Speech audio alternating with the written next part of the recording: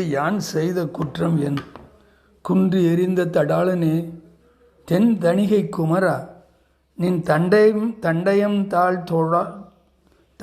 தாழ் சூடாத சென்னியும் நாடாத கண்ணும் தொழாத கையும் பாடாத நாவும் எனக்கே தெரிந்து படைத்தனனே.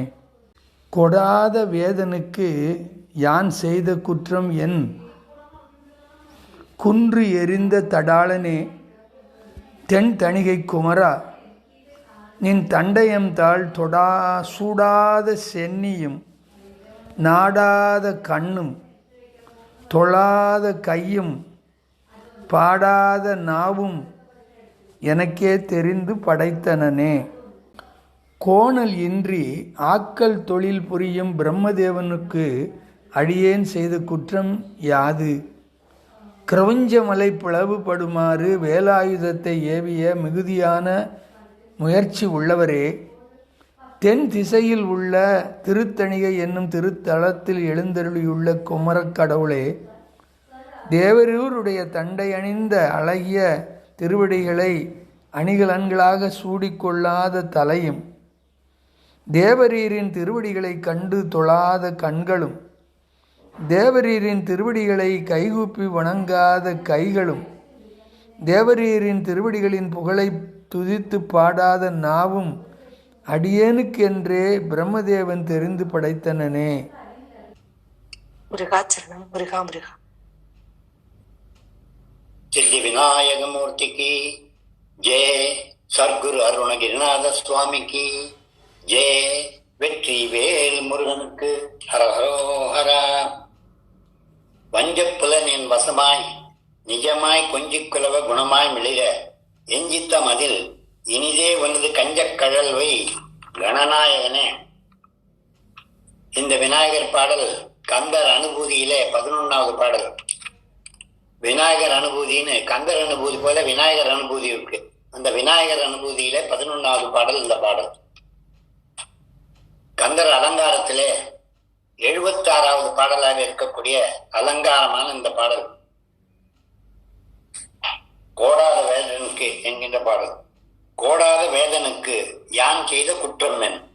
குண்டெறிந்த தாடாளனே, தென் தணிகை குமரா, நின் தண்டையும் தாழ் சூடாத சென்னியும் நாடாத கண்ணும் தொழாத கையும் பாடாத நாவும் எனக்கே தெரிந்து படைத்தனனே. முருகப்பெருமானுடைய 6 படை வீடுகள்னு நக்கீர பெருமாள் சொல்லுவார். அந்த 6 படை வீடுல திருத்தணி போர் புரிந்து முருகப்பெருமான் தன்னுடைய கோபம் தணிந்து நின்று வள்ளியை மனம் புரிந்த இடம் திருத்தணி மலை என்று சொல்வார்கள். அந்த திருத்தணி எதற்கு பிரகாசம் சொன்னா, தணிகாஜலமூர்த்தி குகப்பிரமாலய நமக என்கின்ற தாரக நாமம் பெற்று அங்கே தகராலய ரகசியமாக இருக்கக்கூடிய இடம் திருத்தணியில். அந்த திருத்தணி மலையில தான் ரகசியமா குகை என்கின்ற ஆலயத்தில் இருக்கக்கூடிய குகாலயம். அந்த குகன் என்பதனாலே ஹிருதய குகைக்குள்ளே இருப்பதனாலே முருகனுக்கு குகன் என்ற பெயர் ஏற்பட்டது. அந்த ஹிருதய குகைக்குள்ளே இருக்கக்கூடிய முருகப்பெருமான் உள்ளத்திலே புகுந்து விட்டானால் பஞ்ச இந்திரியங்களை இறைவனை வழிபடத்தான் செய்வானே ஒழிய அதை வேற விதமாக செலவு செய்ய மாட்டார்கள். அந்த பஞ்ச பூதங்களையும் பஞ்ச இந்திரியங்களையும் அடக்கக்கூடிய வழியை அருணகிரிநாதர் ஐங்கரனை ஒத்த மனம் ஐம்புலன் அடக்க வளர் அந்தி பகல் அற்ற நினைவு அருளாயன்னு ஒரு பாடல சொல்றார். அந்த 5 பூதத்தையும் அடக்க வேணும்னு சொல்றார். இந்த பாடலை பார்க்கலாம். 5 பூதத்தை அடக்கி எதுக்காக அடக்கணும்னா ஆண்டவனை நினைக்கிறதுக்கு அதை கொடுக்கணும் அப்படிங்கிறத விஷயத்தை. கோடாத வேதனுக்கு யான் செய்த குற்றம் என்ன? கோடாத வேதன்னா நீதி வழுவாத, தனக்கு என்ன வேலையை கொடுத்திருக்காங்களோ அந்த வேலையை தவறாத செய்தல் கோடாத அப்படிங்கிற. வேதன் அப்படின்னா 4 வேதத்தை சதுர்வேதத்தை ஓதுகின்ற சதுர்முகன், நான்முகன் என்று சொல்லக்கூடிய பிரம்மதேவன். அந்த பிரம்மதேவன் நீதி வழிவாத தவறு நிகழாத வண்ணம் செய்பவன் எந்த காரியத்தையும். வேதன்னு சொன்னா பிரம்மன், வேதங்களை கற்று நீதி நெறியில் நிற்பவன். நல்லியல் நான்முகன் பேரு. நெறி அண்ணல், தருப்புகழ் அயன், கேடில் புகழோன், வேதா, படைப்போன், கமலன், பதுமன், நாமகள் கேள்வன், இப்படின்லாம் தமிழ்ல நிறைய அடைவுகள் கொடுத்திருக்கிறார் அருணகிரிநாதர் பிரம்மதேவனுக்கு. விதி என்கின்ற வார்த்தையே பிரம்மனை சேர்வது. அந்த விதியாக இருக்கக்கூடிய பிரம்மதேவன் தன்னுடைய நெறியிலே எதுவும் தவறு இல்லாமல் தலையெழுத்து எழுதுறான். முதல்ல ஒரு உயிருக்கு தலையெழுத்து எழுதி பூமியில பிறக்க செய்கின்றான். அந்த பிறப்புக்கு தலைவனாக இருக்கக்கூடிய படைக்கும் கடவுள் அந்த பிரம்மதேவன்.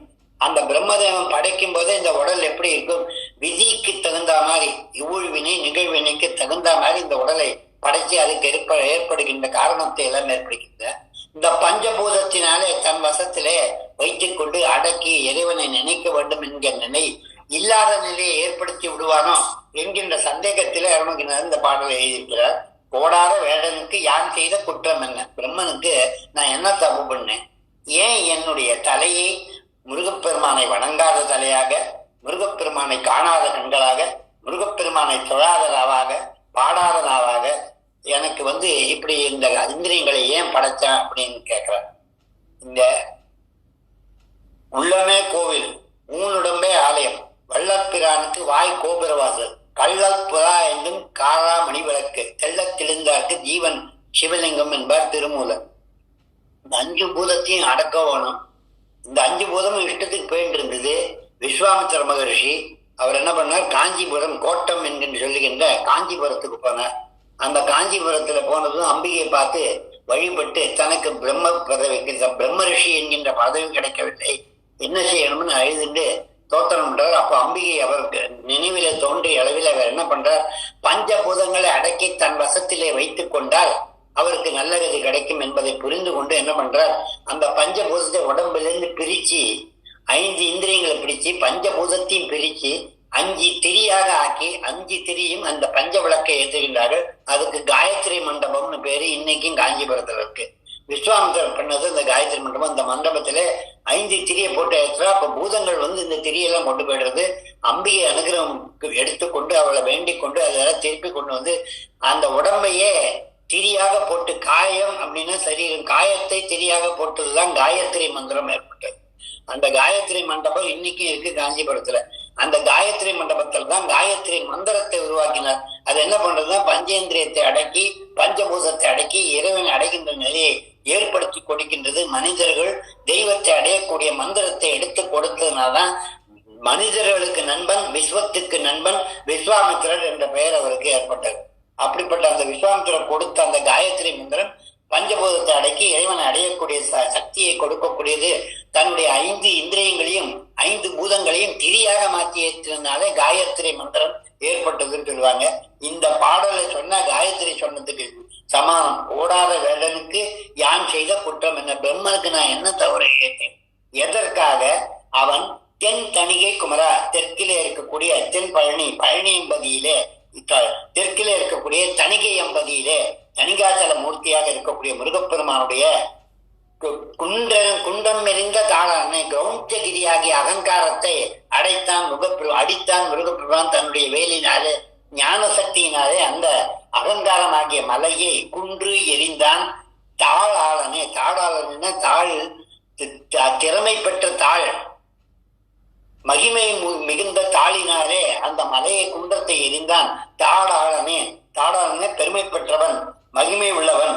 அப்படிப்பட்ட அந்த முருகப்பெருமான் தன்னுடைய வேலினாலே கிரௌஞ்ச பர்வதத்தை தகர்த்தான். தணிகை குமரனாக இருக்கின்றான். அவனுடைய தண்டையன் தாள், கொலுசு போல காலிலே போடுகின்ற அணிக்கு தண்டை என்று பெயர். தண்டையன் தாள், அவனுடைய தண்டை அணிந்த திருவடியை, சின்னஞ்சிறிய திருவடியை, குமரா அப்படின்னு சொன்ன என்றும் இளையோன், வாழை குமரேசன்.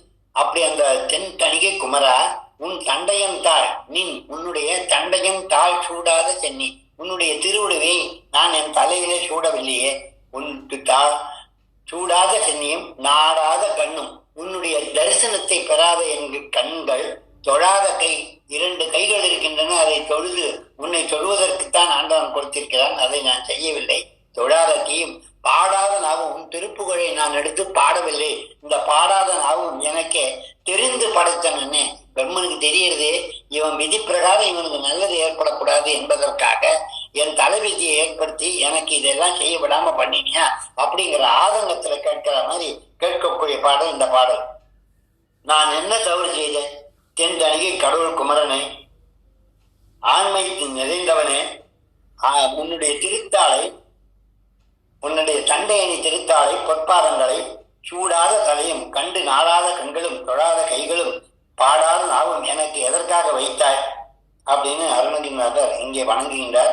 தலை எதற்காக இருக்கிறதுனா, வாழ்த்த வாயும் நினைக்க மடநெஞ்சும் தாழ்த்த சென்னியும் தந்த தலைவனை சூழ்த்த மாமலர் தூவி துதியாத வீழ்த்த வா வினை ஏன் நெடுங்காலமேன்னு சொல்லுவாங்க.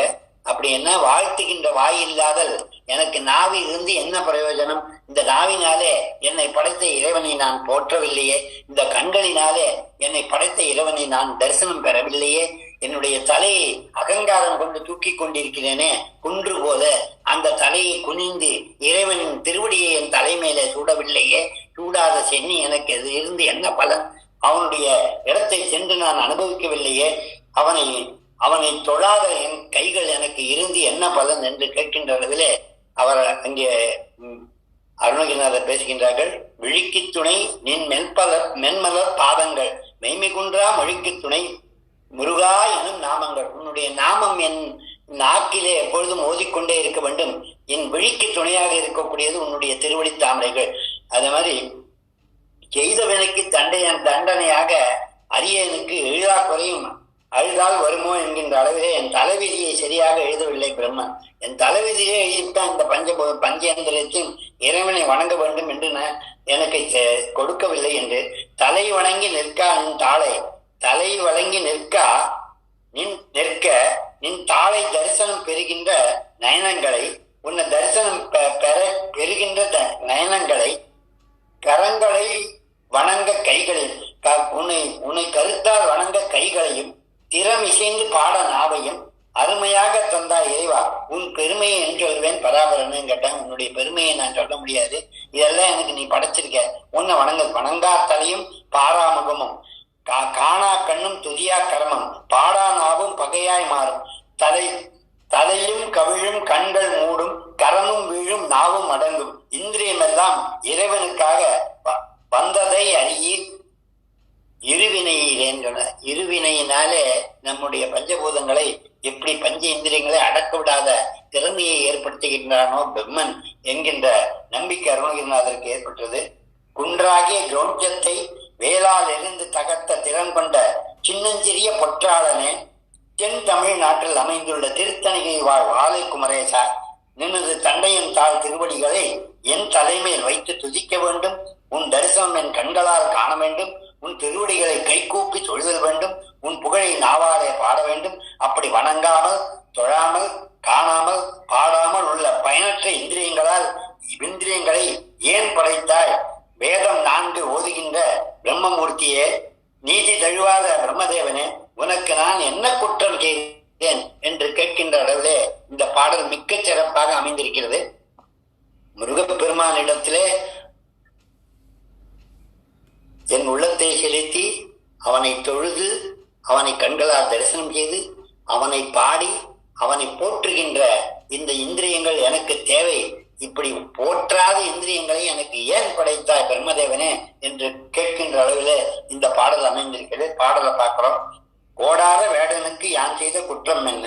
குன்றெறிந்த தாடாளனே, தென் தணிகை குமரா, நின் தண்டையன் தாழ் சூடாத சென்னியும் நாடாத கண்ணும் தொழாத கையும் பாடாத நாவும் எனக்கே தெரிந்து படைத்தனனே. சிறப்பான அலங்கார பாடல். வெற்றிவேல் முருகனுக்கு அரோகரம்.